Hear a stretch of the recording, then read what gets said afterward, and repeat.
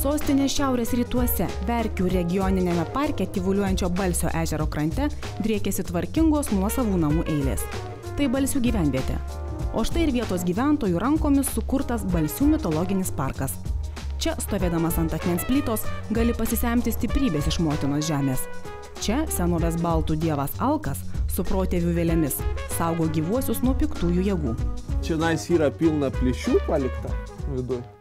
Čia galima palikti savo norą ar palinkėjimą? Norą, ne, norą savo. Ta prasme, tai yra palinkėjimas savo, gali būti noras ar dar kažkaip. Ir kaip palikti? Alkui, būtent, taip, mato, čia yra pilna ertmių. Va, ir čia reikia užkišti ir tikima, kad būtent Alkas padės tai išpildyti. Ir akmenyje yra labai daug tokių gražių saulučių, šitas akmuo šiaip yra labai gražus ir unikalus. Pats kaip iš akmenų. Matote, jis atrodo kaip akies rainelės, jo? Dvasios tokiam pačiam apskritime gyvena. Pati tas rainelė. Tikėkite, jūs pabandykite padėti ranką šiandien, prie šitos vietos padėkite. Šiltas. Šitą vasaros vakarais, kuomet jau būna taip šaltoka, ten labai smagiai šilta būna. Galima vaikams įlįsti. Tai ne tik vaikams, ne tik vaikams. Pabandykit, įlysit. Pabandykit laisvai. Tikrai. Ir jauku, ir šilta. Ar jūs buvot kada nors akmenyje? Žinokit, ne. Nuo pat įkūrimo dienos Baltų mitologinių skulptūrų parke ne tik vyksta visi didieji Balsių bendruomenės renginiai. Tai erdvė, vienijanti praeitį ir dabartį, kur senas bei jaunas gali mokytis darnios būties. Kada mes įkūrėm parką, skeptikai sakė, kad po pusmečio iš jo nieko neliks. Bus pridaryta, primėtyta, prilaužyta ir toliau. Pasirodo, ne. Pradžiai buvo tokia reakcija, atsirado ir šiukšlių, dar kažko tai. Bet praėjo laikas, pradėjo žmonės suvokti, kad tai yra jų erdvė ir ką jie daro joje, taip ir atrodys. Tai yra labai paprastas dalykas, tai yra vieta, kur žmonės pradeda mokytis gyventi. Bendruomenė tai negali būti gyva tik tai, sakykime, kelio nutiesimų, elektros išvedimų ar kito ūkinių problemų išsprendimų. Tai reiškia, bendruomenė yra, kad žmonės bendrautų įvairiose srityse ir būtent ypač kultūrinė. Kita Vilniaus vieta – greta Verkių regioninio parko bendrovės Haner 4 metus statytas daugiabučių namų kvartalas Bajorų kalvos. Centrinis kiemas – dar viena viešoji erdvė, pelniusi konkursą už darnią aplinką nugalėtojų laurus. Nors diena šaltoka neveikia fontanas, rudenėjantis kiemas pilnas mažiausių vietos gyventojų. Suaugusieji vieningai tikina, toks turėtų būti kiekvienas daugiabučio kiemas. Kiek svarbu yra, kad turit žolę? Kad turim žolę, svarbu, ant asfalto nepaleistim, tai paprastai. O galime truputį paleisti. Vasarą svarbu, visi čia riboliojasi žolė į vasarą. Taip, Ula. Žolytė, jam pačiam patinka žolytė, lapus pažarstyti žolytė, tai yra ir tetukui kartu pasiaulioti galbūt, prasme, yra tikrai kažkoks tai gamtos dalis. Jeigu neturi savo namų, tai bent jau tokiu būdu kažkoks suartėjimas su gamta. Man kažkokio tai jaukumo suteikia. Kai žiūriu pro langą, mes gyvenam gana aukštai, matosi miškas, kai matai mišką, tai yra natūralu daug geriau, negu kad matai kaimyno langus ar mūrinį namą prieš akis. Tai yra daug smagiau, daug jaukiau. Svarbu, vis tik žmogui ryšys su gamta irgi turi didelę reikšmę. Erdvė vien mūrai irgi negerai reikia žalumos, kažkiek tai gamtos reikia žmogui. Hektarą žaliosios zonos tarsi įrodymas, kad šiuolaikinių būstų statytojams rūpi ne tik pelningai parduoti kuo daugiau kvadratinių metrų. O ir miestų gyventojams tampa vis svarbiau, kokia aplinka supa jų išpuoselėtus butus. Kai mes čia tik atsikėlėm, tai mes sakėm, kad mes gyvenam kaip druskininkuose. Atsisėdė ant suoliuko, vanduo, fontanas, eglės, miškas čia pat. Iš visų, mes visiškai nejaučiam, kad gyvenam Vilniui, kaip vis sako, miestas, smogas, aš to visiškai nejaučiu. Parvažiuok kaip į kitą miestelį čia. Kai sprendžiam klausimą, jeigu keltis į didesnį būstą, tai noris tik tai čia. Dėl ko? Todėl, kad yra žalia. Todėl, kad yra žalia tiesiog. Kažkiek lyginti galite, tarkim, prieš tai, kur gyvenote?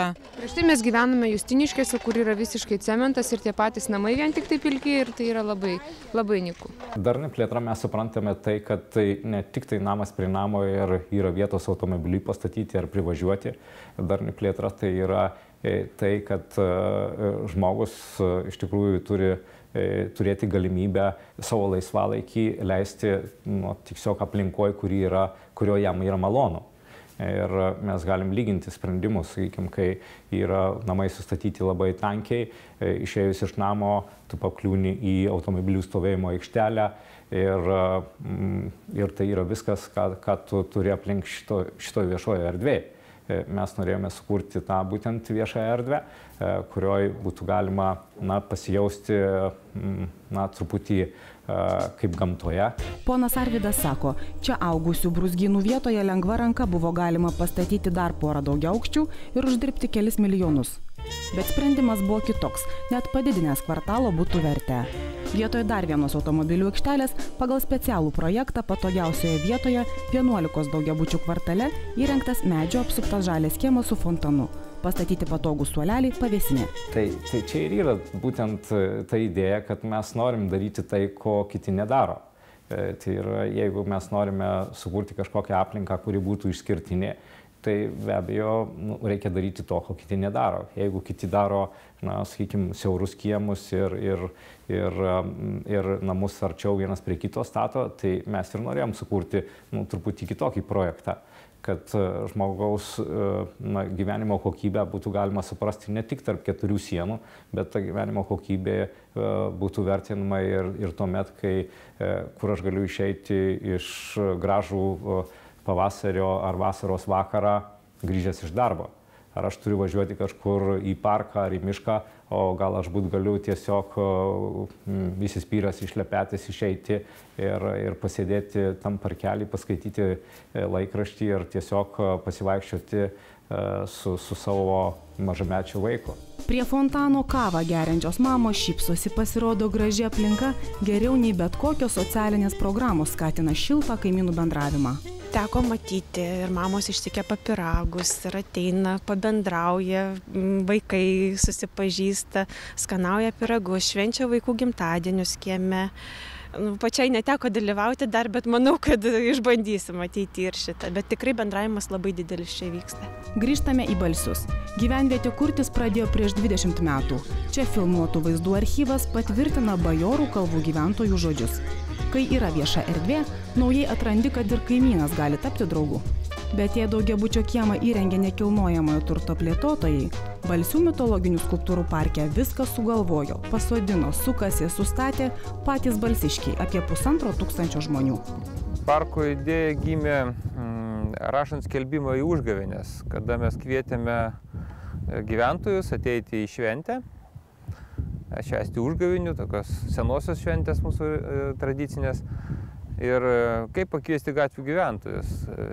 Vieni gyvena Žalčių gatvėje, kiti Austėjos, treti Laumės, Kaukų gatvėje gyvena. Tai taip dėliojasi žodžiai, kad kviečiame Laumės, Žalčius, Žilvinus, Kaukus, Dundulius, Aitvarus. Ir taip gimė tokia idėja, kad vis dėlto šitoje vietoje reikėtų įkurti parką, kuriame būtų visi kaukai, aitvarai. Tai yra visi senovės baltų simboliai, dievai, dievaičiai. Vis dar kuriamo beveik 2 hektarų dydžio parkas iš 2 sklypų. Jų viduryje bus vaikų darželis. Parko tikslas įamžinti kiekvieną senovės baltų pasaulėžiūroje svarbią būtybę, kurių vardais pavadintos Balsių gatvės. Dabar, padedant architektui Eduardui Lozuraičiui ir Lietuvos bei Latvijos skulptoriams, čia jau yra per 20 funkcionalių skulptūrų. Ant jų galima laipioti, sėdėti, suptis. O supiltas kalnelis ne tik džiaugsmas žiemą, bet bendruomenės renginiuose atlieka amfiteatro vaidmenį. Tai latvių skulptoriaus darbas, Balsių simbolių tapusi bičių ir bendruomeniškumo deivė Austėja. Pasirodo, šiuo vardu pavadinta labai daug vietos mergaičių. Čia po kertinių Balsių akmenių įkasta kapsulė su laišku ateities kartoms. O ąžuolinį sostą privalu pasimatuoti. Jei tilpsite, tapsite Balsių bendruomenės nariu. Greta ąžuolo, beržo, uosio ir drebulės akmeninis žaltys, eglės brolių gabalai su kapoto Žilvino ir 9 posūkius turinčios Žilvinų gatvės simbolis. Mūsų pasaka, mūsų gyvenimas, mitologija tokia, prasmė, kad tai yra gyvybė, gyvata. Lietuviškai ką reiškia gyvata? Gyvybė. Ir tas, kas simbolizuoja gyvatę, žaltį, Lietuvoje gyvačių nedaug buvo, tai žaltys daugiau simbolizavo būtent gyvybę. Tai yra amžinas judėjimas, Žaltys tai kaip ir žmogaus stuburas, kuris turi gyvybinių galių. Tai yra žaltys mitologijoje lietuvių labai svarbią reikšmę užėmė. Pasak pono Rimo, reikia išsaugoti tai, kas primiršta, žinias apie mūsų protėvių tikėjimą. Ir kuo labiau rūpinti savo aplinką, ta, kurioje gyvename. Tas pažiūrėjimas plačiau negu mano kiemas ir tos iniciatyvos suvienijimas kažkokiam tai bendram dariniui, tai vat ir yra tas kas bendruomeniškumas ir ta prasme darni plėtra, man tai tokie tapatų žodžiai. Kai tai gimsta ne iš kažkokio tai europinio finansavimo ar savivaldybės finansavimo ar dar kažkokio, o iš pačių žmonių tai gimsta, tai yra unikalu.